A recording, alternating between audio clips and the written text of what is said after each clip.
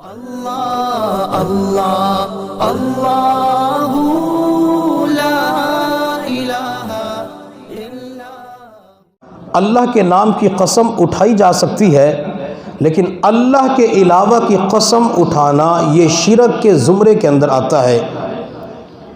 ماں باپ کی قسم اٹھانا جائز نہیں ہے۔ جیسے کوئی کہتا ہے مجھے میری ماں کی قسم، تو یہ قسم اٹھانا گناہ کبیرہ ہے۔ یا انسان کو کسی کے ساتھ محبت ہو جاتی ہے اور محبت کی پینگیں بڑھانے کے لیے، محبت کو طول دینے کے لیے محبوبہ اپنے محبوب سے کہتی ہے کہ میرے سر کے اوپر ہاتھ رکھ کے قسم اٹھاؤ کہ میں اس تعلق کو ختم نہیں کروں گا، مرنا جینا تیرے ساتھ ہوگا، مرتے دم تک تیرے ساتھ رہوں گا، تجھے نہیں چھوڑوں گا۔ اب وہ محبوب اپنی محبوبہ کے سر پہ ہاتھ رکھ کے قسم اٹھاتا ہے تو یہ قسم اٹھانا بھی جائز نہیں ہے۔ اسی طرح انسان اپنے بچے کی قسم اٹھاتا ہے۔ بعض مرتبہ کہتے ہیں مجھے اپنے بچے کی قسم کہ میں آج کے بعد یہ کام نہیں کروں گا، تو بچے کے سر کی قسم اٹھانا، بچے کے جسم کی قسم اٹھانا، یہ بھی شریعت مطہرہ کے اندر محمود نہیں بلکہ مذموم ہے۔ علامہ یوسف لدھیانوی شہید رحمۃ اللہ علیہ نے لکھا ہے کہ انسان پیغمبر کی قسم بھی نہیں اٹھا سکتا۔ جب پیغمبر کی قسم اٹھانا جائز نہیں ہے تو ماں باپ کی قسم اٹھانا جائز ہو سکتا ہے۔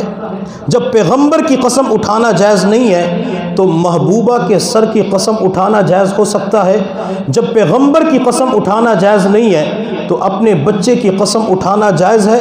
بچے کی قسم کیوں کھاتے ہیں؟ اس لیے کھاتے ہیں اگر میں نے قسم کھا لی اور قسم کو توڑ دیا تو میرے بچے کو کچھ ہو جائے گا۔ اگرچہ بچے کو تو کچھ نہیں ہوتا لیکن اس کا اپنا کام خراب ہو جاتا ہے۔ یہ قسم اٹھانے کی وجہ سے اس کی اپنی دنیا بھی برباد ہو جاتی ہے اور آخرت بھی برباد ہو جاتی ہے۔ میرے محبوب صلی اللہ علیہ وسلم نے ارشاد فرمایا، میرے صحابہ، کاروبار کے اندر جھوٹی قسمیں اٹھانے سے اپنے آپ کو بچاؤ، اور ایک جگہ ارشاد فرمایا زیادہ قسمیں اٹھانے سے اپنے آپ کو بچاؤ۔ پھر میرے محبوب صلی اللہ علیہ وسلم نے ارشاد فرمایا کہ زیادہ قسمیں اٹھانے سے، جھوٹی قسمیں کھانے سے مال تو بک جاتا ہے، مال تو سیل ہو جاتا ہے، خرید و فروخت بھی ہو جاتی ہے، لیکن اللہ تعالیٰ اس مال کے اندر سے برکت کو ختم فرما دیتے ہیں۔ مثال کے طور پہ ایک مثال دیتا ہوں۔ ایک بندے کی دکان ہے، کریانے کی دکان ہے، اس کے پاس گاہک آیا سامان خریدنے کے لیے۔ مثال کے طور پہ اس نے چینی کا گٹو خریدنا ہے۔ اب یہ دکاندار کہتا ہے کہ یہ مجھے 4000 روپے کے اندر گٹو پڑا ہے تو میں آپ کو 4000 کے اندر دوں گا۔ اب وہ آگے سے گاہک کہتے ہیں کہ آپ مجھے 3950 روپے کے اندر گٹو دے دیں، تو یہ آگے سے کہتے ہیں اللہ کی قسم اتنی تو میری خرید ہی نہیں ہے، اللہ کی قسم یہ تو مجھے نقصان ہو جائے گا۔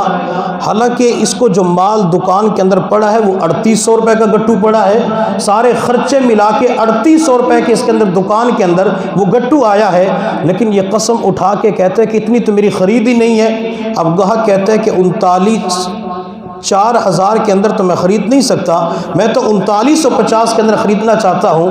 دکاندار کہتے ہیں اتنی تو میری خرید نہیں ہے، قسم اٹھاتا ہے اور قسم بھی جھوٹی ہوتی ہے۔ اب جو ہی وہ کسٹمر، وہ گاہک واپس جانے لگتا ہے تو کہتا ہے اچھا 3900 روپے دے دو، 3950 روپے دے کے چلے جاؤ، میں آپ کو بیچنے کے لیے تیار ہوں۔ حالانکہ اس بندے نے پہلے کہا تھا کہ اتنی تو میری خرید ہی نہیں ہے، 4000 روپے ریٹ بتایا۔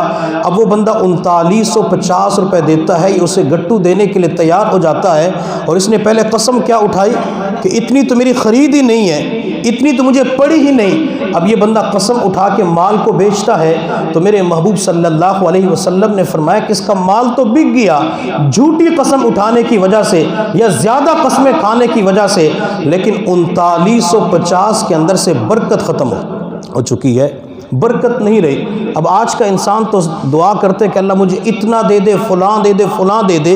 یہ کثرت کی دعا نہیں کرنی چاہیے، بلکہ اللہ کی بارگاہ کے اندر برکت کی دعا کرنی چاہیے کہ اللہ مجھے برکتوں والا رزق عطا فرما، برکتوں والی روزی عطا فرما، اللہ مجھے برکتوں والی صحت عطا فرما، مجھے برکتوں والی اولاد عطا فرما، اللہ برکتوں والے فیصلے کرنے کی توفیق عطا فرما۔